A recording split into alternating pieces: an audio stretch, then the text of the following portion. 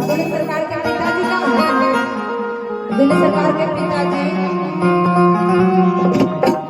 हम बात के कोनी बाबा अखिए दे बैदार हम बात के कोनी बाबा मिए दे बैदार बात के कोनी बाबा मिए दे